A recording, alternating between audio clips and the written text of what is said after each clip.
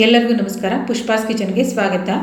Last time ನಾನು ಕೆಲವೊಂದು kitchen ಟಿಪ್ಸ್ಗಳನ್ನು ಬಿಟ್ಟಿದ್ದೆ. ಅದಕ್ಕೆ ಸಾಕಷ್ಟು ಮಂದಿ ಬಹಳನ ಲೈಕ್ ಮಾಡಿದ್ರಿ ಮತ್ತು ಸಾಕಷ್ಟು ಕಮೆಂಟ್ಗಳು ಕೂಡ ಬಂತು. ಅದಕ್ಕೋಸ್ಕರ ನಾನು ಮತ್ತೆ ನಿಮ್ಗೆ ಇನ್ನೂ ಕೆಲವೊಂದು ಕಿಚನ್ ಟಿಪ್ಸ್ಗಳನ್ನು ಇವತ್ತಿನ ದಿವಸ ನಿಮ್ಮ ಜೊತೆಗೆ ಶೇರ್ ಮಾಡ್ಕೊಳಕತ್ತೀನಿ. ಕೆಲವೊಂದು ಕಿಚನ್ ಟಿಪ್ಸ್ಗಳಂತೂ ಬಹಳನ ಇಂಪಾರ್ಟೆಂಟ್ ಆಗಿರ್ತಾವೆ. ಹಾಗಿದ್ರೆ ಬರ್ರಿ ಆ ಕಿಚನ್ ಟಿಪ್ಸ್ಗಳು ಯಾವ್ಯಾವು ಅಂತಂದೇಳಿ ಇವತ್ತಿನ ದಿವಸ ನಾನು ನಿಮ್ಮ ಜೊತೆಗೆ ಶೇರ್ ಮಾಡ್ಕೊತೀನಿ. ಮೊದಲಿಗೆ ನಾವು ಮಿಕ್ಸರನ್ನು ಕ್ಲೀನ್ ಮಾಡೋದು ಹೆಂಗೆ ಅಂತ ತೋರಿಸ್ಕೊಳಕತ್ತೀನಿ ಈ ವಿಡಿಯೋದೊಳಗೆ. ನಾವು ಎಲ್ಲದಕ್ಕೂ ನಮ್ಗೆ ಈಗಿನ ಕಾಲದೊಳಗಂತೂ ಮಿಕ್ಸರ್ ಗ್ರೈಂಡರ್ ಬೇಕು.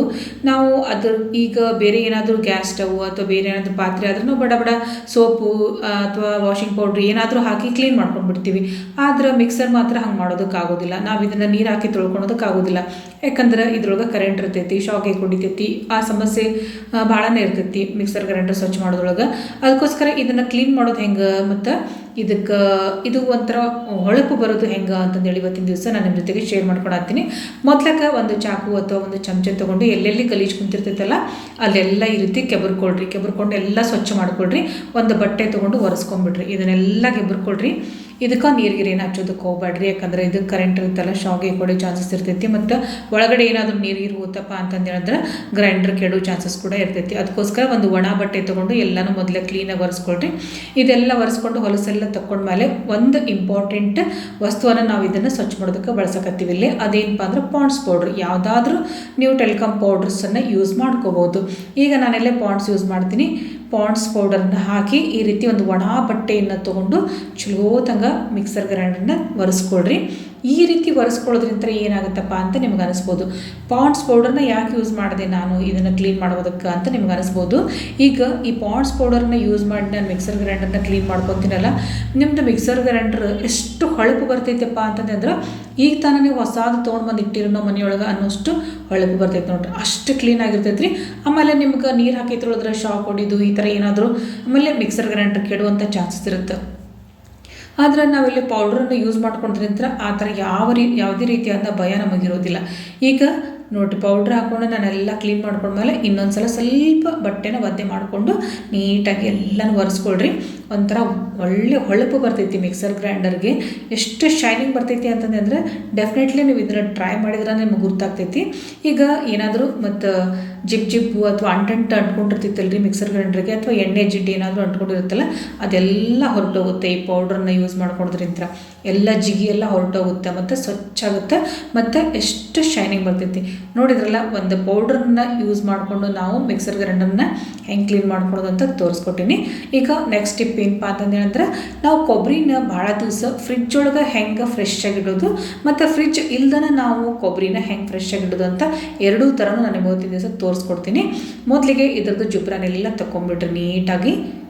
ಈ ಜುಬ್ರದ್ದು ಕೂಡ ಏನು ಉಪಯೋಗ ಬರುತ್ತೆ, ಎದಕ್ಕೆ ಉಪಯೋಗಿಸ್ತೀವಿ ಅಂತೇಳಿ ನಾನು ನೆಕ್ಸ್ಟ್ ನಾನು ನಿಮಗೆ ತೋರಿಸ್ಕೊಡ್ತೀನಿ. ಈಗ ಎಲ್ಲ ಜುಬ್ರ ನೀಟಾಗಿ ಕ್ಲೀನಾಗಿ ತಗೊಂಬಿಡ್ರಿ. ಈ ಥರ ನೋಡಿರಿ, ಸಣ್ಣದು ಎಲ್ಲ ಇರುತ್ತಲ್ಲ ಎಲ್ಲ ಸ್ವಚ್ಛ ತಗೊಂಬಿಡ್ರಿ. ಈಗ ಇದು ಹಸಿ ಇರಬಾರ್ದು ನೋಡ್ರಿ. ಈ ಫ್ರೆಶ್ ಕೊಬ್ಬರಿನೂ ತೊಗೊಂಡಿದ್ರೆ ನಾನು, ಇದು ಹಸಿ ಇರುತ್ತಲ್ರಿ, ಇದನ್ನು ಒಂದು ಒಣ ಬಟ್ಟೆ ತೊಗೊಂಡು ಚಲೋ ತಂಗ ಒರೆಸ್ಕೊಳ್ರಿ. ಈ ರೀತಿಯಾಗಿ ಚಲೋ ತಂಗ ಎರಡೂ ಬಟ್ಲುಗಳನ್ನು ಒರೆಸ್ಕೊಂಡು ಈಗ ಮೊದಲಕ್ಕೆ ಫ್ರಿಜ್ ಒಳಗೆ ಇದನ್ನು ಫ್ರೆಶ್ ಆಗಿರುವಾಗ ಹೆಂಗೆ ಇಡೋದು ಅಂತ ತೋರಿಸ್ಕೊಡ್ತೀನಿ. ಒಂದು ಪ್ಲಾಸ್ಟಿಕ್ ಕವರ್ ತೊಗೊಂಡು ಅದರೊಳಗೆ ನೀವು ಈ ರೀತಿಯಾಗಿ ಫ್ರಿಜ್ ಒಳಗೆ ಈ ರೀತಿ ಮಡಿಚಿ ಇಡೋದ್ರಿಂದ ನಿಮಗೆ ಒಂದು ತಿಂಗಳು ಆದ್ರೂ ನಿಮಗೆ ಫ್ರೆಶ್ ಆಗಿ ಇರ್ತೈತಿ ನೋಡ್ರಿ ಕೊಬ್ಬರಿ. ಈಗ ಫ್ರಿಜ್ ಇರ್ಲಾರ್ದವ್ರು ಹೆಂಗಪ್ಪ ಮಾಡೋದು ಅಂತ ತೋರಿಸ್ಕೊಡ್ತೀನಿ. ಈಗ ಇದಕ್ಕೂ ಕೂಡ ಒಂದು ಸ್ವಲ್ಪ ಉಪ್ಪನ್ನು ಹಾಕ್ಕೊತೀನಿ. ಉಪ್ಪನ್ನು ಸವರ್ಕೊಂಡು ನೀವು ಇದನ್ನು ಕಡೆಗೇನ ಇಟ್ಟರು ಕೂಡ ಇದು ಕೂಡ ಒಂದು 15-20 ದಿವಸಗಳವರೆಗೂ ಫ್ರೆಶ್ ಆಗಿ ಇರ್ತೈತಿ ನೋಡ್ರಿ ಕೊಬ್ಬರಿ. ನೋಡಿದ್ರಲ್ಲ, ಎರಡು ಥರ ನಾನು ಫ್ರಿಜ್ ಇದ್ದವ್ರಿಗೆ ಇಲ್ದವ್ರಿಗೆ ಎರಡೂ ಥರ ನಿಮಗೆ ತೋರಿಸ್ಕೊಟ್ಟಿನಿ. ಈಗ ಇದು ಜುಬ್ರ ಎಲ್ಲ ಏನು ಮಾಡೋದು ಅಂತ ತೋರಿಸ್ಕೊಡ್ತೀನಿ. ಈಗ ಈ ಜುಬ್ರಾನೆಲ್ಲ ಈ ರೀತಿ ಸ್ವಚ್ಛ ಮಾಡ್ಕೊಳ್ರಿ. ನೀವು ಅದನ್ನೆಲ್ಲ ಈ ರೀತಿ ಬಿಡಿಸ್ಕೊಂಡು ಎಲ್ಲ ಕ್ಲೀನ್ ಮಾಡ್ಕೊಳ್ರಿ. ಈ ಜುಬ್ರದಿಂದ ಅಂತೂ ಭಾಳನೇ ಉಪಯೋಗ ಆಯ್ತು ರೀ. ನಾವಂತೂ ಮೊದ್ಲಕ್ಕೆ ಪಾತ್ರೆ ತಿಕ್ಕೋದಕ್ಕೆ ಈ ರೀತಿ ಜುಬ್ರಾನ ಬಳಸ್ಕೊತಿದ್ವಿ. ಈಗೆಲ್ಲ ನಾವು ಸ್ಪಾಂಜ್ ಮತ್ತು ಬ್ರಷು ಈ ಥರ ಎಲ್ಲ ಯೂಸ್ ಮಾಡ್ಕೊತೀವಿ. ಈಗ ನೋಡಿರಿ, ಇದೆಲ್ಲ ತೆಗೆದಿನೆಲ್ಲ ಈ ರೀತಿ ಪುಡಿ ಇರ್ತೈತಲ್ರಿ. ಈ ಪುಡಿಯನ್ನು ನಾವು ಗಿಡಕ್ಕೆ ಹಾಕೋದ್ರಿಂದ ಗಿಡದೊಳಗೆ ಸಾಕಷ್ಟು ತೇವಾಂಶ ಇದ್ದು ಗಿಡಗಳು ಭಾಳ ದಿವಸವರೆಗೂ ಫ್ರೆಶ್ ಆಗಿ ಇರ್ತಾವೆ ನೋಡ್ರಿ. ಈಗ ನೆಕ್ಸ್ಟ್ ಟಿಪ್ ಏನಪ್ಪ ಅಂದ್ರೆ, ನಾವು ಇಲ್ಲೇ ರೋಸ್ ವಾಟರ್ ತೊಗೊಂಡಿವಿ. ನೀವು ಯಾವುದೇ ಮೇಕಪ್ ಮಾಡ್ಕೊಳೋದಕ್ಕಿಂತ ಮುಂಚೆ ಒಂದು ಸ್ವಲ್ಪ ರೋಸ್ ವಾಟರ್ನ ಅಪ್ಲೈ ಮಾಡಿಕೊಂಡು ಆ ನಂತರ ನೀವು ಮೇಕಪ್ ಮಾಡ್ಕೊಂಡ್ರಿ ಅಂದ್ರೆ ನಿಮ್ಗೆ ಬೆಳಗ್ಗೆ ನೀವು ಮೇಕಪ್ ಮಾಡ್ಕೊಂಡ್ರು ಸಾಯಂಕಾಲದವರೆಗೂ ಫ್ರೆಶ್ ಆಗಿ ಕಾಣುತ್ತೆ ನೋಡ್ರಿ. ಈ ರೋಸ್ ವಾಟರ್ನ ಫಸ್ಟ್ ಹಚ್ಕೊಂಡು ನಂತರ ಮೇಕಪ್ ಮಾಡ್ಕೊಳ್ರಿ. ಈಗ ನಾನು ಇನ್ನೊಂದು ಇಂಪಾರ್ಟೆಂಟ್ ಟಿಪ್ಸ್ ಹೇಳ್ಕೊಡ್ತೀನಿ. ನಾವು ಅಡುಗೆ ಮಾಡೋ ಮುಂದೆ ಸಾಕಷ್ಟು ಕುಕ್ಕರ್ಗಳನ್ನು ಇಟ್ಕೊಂಡಿರ್ತೀವಿ, ಅದೇ ರೀತಿ ವಿಷಲ್ಗಳು ಸಾಕಷ್ಟು ಇರ್ತಾವೆ ನಮ್ಮ ಮನೆಯೊಳಗೆ.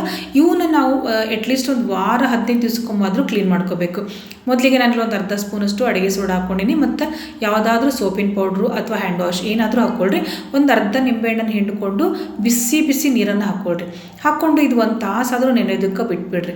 ನೆಂದು ಆದಮೇಲೆ ಇದನ್ನು ಚಲೋ ತಂಗ ಒಂದು ಬ್ರಷ್ನ ಸಹಾಯದಿಂದ ನೀಟಾಗಿ ಕ್ಲೀನಾಗಿ ವಾಶ್ ಮಾಡ್ಕೊಳ್ರಿ. ಈ ರೀತಿ ನಾವು ಮಾಡ್ಕೊಳೋದ್ರಿಂದ ಕುಕ್ಕರ್ಗಳ ಕೆಲವೊಂದು ಸತಿ ವಿಷಲ್ ಹಾಳಾಗಿ ಅಥವಾ ಅದ್ರೊಳಗೆ ಹೊಲಸು ಕುಂತು ಈ ಕುಕ್ಕರ್ಗಳ ಬ್ಲಾಸ್ಟ್ ಆಗೋ ಚಾನ್ಸಸ್ ಇರ್ತಾವೆ, ಮತ್ತು ಎಷ್ಟೋ ಸಲ ಕುಕ್ಕರ್ಗಳ ವಿಷಲ್ಲೇ ಹೊಡೆಯೋದಿಲ್ಲ. ಈ ರೀತಿ ಎಲ್ಲ ಸಮಸ್ಯೆಗಳು ಆಗೋದನ್ನು ನಾವು ಈ ರೀತಿ ಮಾಡೋದ್ರಿಂದ ತಡೆಗಟ್ಬೋದು. ಇವನ್ನ ನೀಟಾಗಿ ಕ್ಲೀನಾಗಿ ಎಲ್ಲನೂ ಒಂದು ಬ್ರಷ್ ಸಹಾಯದಿಂದ ಒಳಗಡೆ ಎಲ್ಲ ಹೊಲಸು ಕುಂತಿರ್ತೈತಲ್ಲ, ಜಿಗಿ ಜಿಗಿ ಎಲ್ಲ ಆಗಿರ್ತೈತಲ್ಲ, ಇದನ್ನೆಲ್ಲ ನೀಟಾಗಿ ನಾವು ತೆಕ್ಕೊಂಡು ಚಲೋ ತಂಗ ಒಂದೆರಡು ಚಲೋ ನೀರೊಳಗೆ ವಾಶ್ ಮಾಡಿಕೊಂಡು ಇದನ್ನು ಒಣಗೋದಕ್ಕೆ ಬಿಟ್ಬಿಡ್ರಿ. ನೋಡಿರಿ, ನಾನು ಚಲೋ ನೀರೊಳಗೆ ಮತ್ತೆ ವಾಶ್ ಮಾಡಿಕೊಂಡು ಸ್ವಲ್ಪ ಆರೋದಕ್ಕೆ ಬಿಟ್ಬಿಡ್ರಿ. ಪೂರ್ತಿಯಾಗಿ ಆರಿದ ಮೇಲೆ ನಾವು ಕುಕ್ಕರಿಗೆ ಹಾಕ್ಕೊಂಡು ಸೀಟಿ ಹೊಡೆಸ್ಕೋಬೋದು. ನೋಡಿದ್ರಲ್ಲ, ಭಾಳನೇ ಇಂಪಾರ್ಟೆಂಟ್ ಟಿಪ್ಸ್ ರೀ ಇದು. ನಾವು ಕುಕ್ಕರ್ ವಿಷಲನ್ನು ಅವಾಗವಾಗ ಈ ರೀತಿ ವಾಶ್ ಮಾಡ್ತಾನೆ ಇರಬೇಕು. ಈಗ ಆ ನೀರನ್ನು ಮತ್ತೆ ನಾವು ಚೆಲ್ಲೋದಕ್ಕೆ ಹೋಗಬಾರ್ದು. ಈಗ ಗ್ಯಾಸ್ ಸ್ಟವ್ ಬರ್ನರ್ಗಳಿರ್ತಾವಲ್ಲ ಅವನ್ನ ಈ ನೀರೊಳಗೆ ಹಾಕ್ಕೊಳ್ರಿ. ಇದನ್ನು ಕೂಡ ಸ್ವಲ್ಪ ಒಂದು ಅರ್ಧ ಗಂಟೆ ನೆನೆಯೋದಕ್ಕೆ ಬಿಟ್ಟು ಇದನ್ನು ಒಂದು ಬ್ರಷಿನ ಸಹಾಯದಿಂದ ಚಲೋ ತಂಗೆ ವಾಶ್ ಮಾಡ್ಕೊಂಡ್ರಿ ಅಂದ್ರೆ ಈ ಸಣ್ಣ ಸಣ್ಣ ಹೋಲೊಳಗೆ ಏನಾದರೂ ಕಸರು ಕುಂದಿರ್ತೈತಿ, ಮತ್ತು ಏನಾದರೂ ಉಕ್ಸಿರ್ತೇವಲ್ಲ ನಾವು ಒಲೆ ಮೇಲಿಟ್ಟು, ಅಂಥದ್ದು ಏನಾದರೂ ಉಕ್ಕಿದ್ರೆ ಏನಾದರೂ ಗಲೀಜಿದ್ರೆ ಅದನ್ನು ಕೂಡ ನಾವು ಕ್ಲೀನಾಗಿ ಈ ರೀತಿ ಒಂದು ಬ್ರಷ್ ಸಹಾಯದಿಂದ ತೊಳ್ಕೊಳ್ಬೋದು. ನೋಡ್ರಿ, 2 in 1 ಇದು. ಅದು ವಿಷಲ್ ಕೂಡ ತೊಳ್ಕೊಬೋದು, ಮತ್ತು ಇದು ಬರ್ನರ್ ಕೂಡ ನಾವು ಇದರಿಂದ ತೊಳ್ಕೊಬೋದು. ಭಾಳನ ಕ್ಲೀನ್ ಆಗ್ತಾವೆ, ಅದರೊಳಗಿರೋ ಗಲೀಜೆಲ್ಲ ಪೂರ್ತಿ ಹೊರಟೋಗುತ್ತೆ. ನಮ್ಮ ಬರ್ನರ್ಗಳೇನಾದರೂ ಸಣ್ಣ ಉರಿತಾ ಇತ್ತು ಅಂತಂದ್ರೆ ಈ ರೀತಿ ಮಾಡ್ಕೊಂಡ್ರಿ ಅಂತಂದ್ರೆ ಚಲೋ ಉರಿತಾವು, ಮತ್ತು ಇದರೊಳಗಿನ ಹೊಲಸು ಅಥವಾ ಗಲೀಜೆಲ್ಲ ಹೋಗ್ಬಿಡ್ತೈತೆ ನೋಡ್ರಿ. ಖಂಡಿತವಾಗ್ಲೂ ನಿಮ್ಗೆ ನಾ ಹೇಳ್ತಾ ಇರೋವಂಥ ಟಿಪ್ಸ್ಗಳು ಉಪಯುಕ್ತ ಅಂತ ಅಂದ್ಕೊಂಡಿನಿ. ದಯವಿಟ್ಟು ನಿಮ್ಗೆ ಸ್ವಲ್ಪನಾದರೂ ಇವು ಯೂಸ್ಫುಲ್ ಅನಿಸಿತ್ತು ಅಂತಂದ್ರೆ ಒಂದು ಲೈಕ್ ಕೊಡೋದನ್ನು ಮರಿಬೇಡ್ರಿ. ಯಾರಾದರೂ ಸಬ್ಸ್ಕ್ರೈಬ್ ಮಾಡ್ಕೊಂಡಿಲ್ಲ ಅಂದರೆ ಪ್ಲೀಸ್ ಸಬ್ಸ್ಕ್ರೈಬ್ ಮಾಡ್ಕೊಳ್ರಿ. ಈಗ ಇನ್ನೊಂದು ಟಿಪ್ಸ್ ಹೇಳ್ಕೊಡ್ತೀನಿ ನಾನು. ನೀವು ಮನೆಯೊಳಗಿರುವಂಥ ಪ್ಲಾಸ್ಟಿಕ್ ಬಕೆಟ್ ಆಗಲಿ ಅಥವಾ ಮಗ್ಗಾಗಲಿ ಇದನ್ನು ನಾವು ಯಾವುದರಿಂದ ಕ್ಲೀನ್ ಮಾಡಬೇಕು. ಈಗ ನಾವೇನಾದರೂ ಸೌಣೆ ಇರ್ತೈತಿ ಅಥವಾ ನೀರಿಂದ ಕಲಿಯೆಲ್ಲ ಕುಂತ್ಕೊಂಡ್ಬಿಟ್ಟಿರ್ತೈತಿ. ಈಗ ನಾನೊಂದು ಬಕೆಟ್ ತೋರಿಸಿಲ್ಲ, ಇಲ್ಲೊಂದು ಸಣ್ಣ ಮಗ್ಗ ತೊಗೊಂಡು ತೋರ್ಸಕತ್ತೀನಿ.